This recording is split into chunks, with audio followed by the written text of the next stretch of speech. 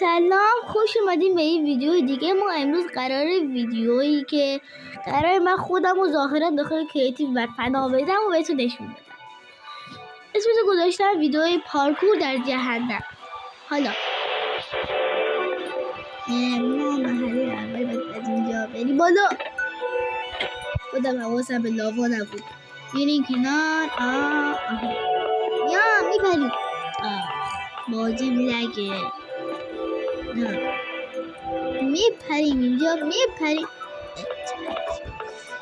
میایم اینجا. میایم کنار. بریم. یا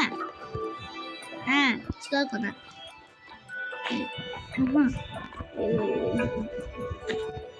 چی بکی؟ حالا اینجا میخوام بپرم. مردم. آی این کنار میریم اینجا. از اینجا میدویم.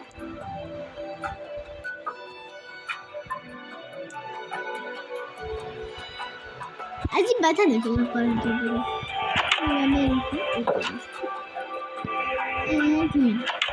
دوباره ای بابا دوباره تیم.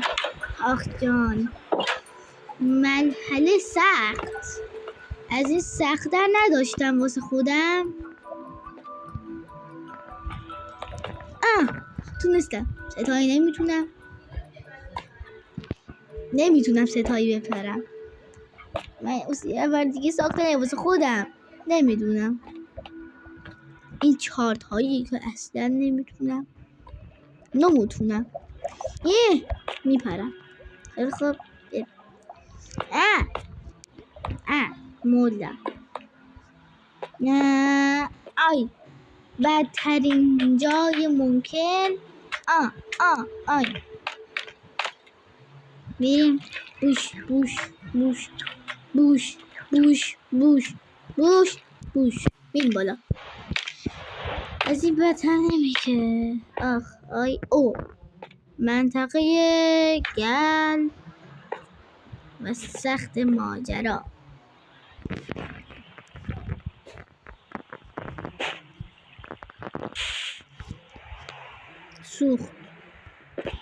نسوخت. حالا میریم.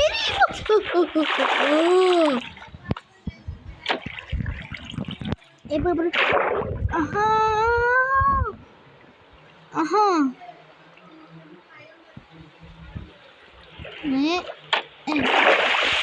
میایم بیرون. اینا خیلی مونده. میریم جلو. میبرم. حالا فقط 1/4 مسیر رو رفتم. 1/4 هم کمتر. 1/2 تا 1/100 بعد بره. من نمیدونم 1/100 100 نیست. یکیش هم متاسفانه 100 نیست. حالا میریم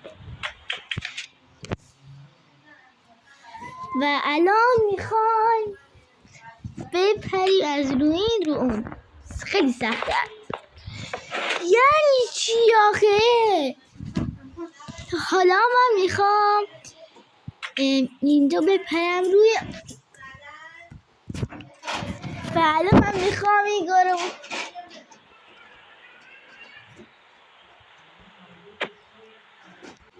و حالا میخوایم از روی بپریم روی اون. حالا میخوایم من نمیدونم این خراب شده. بذار برم یه بستنی بخورم. نه بل کن. وسط بازیه. سخته. کار کرد. کارگردان برگشت. از روی میپریم روی اون.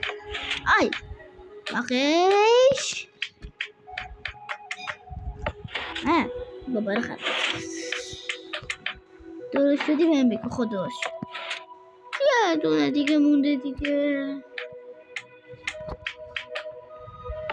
روی نه از این بدتر نداشتیم. حالا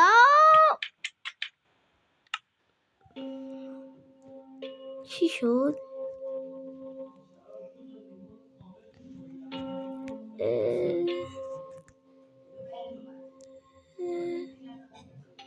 بازیم خراب شد.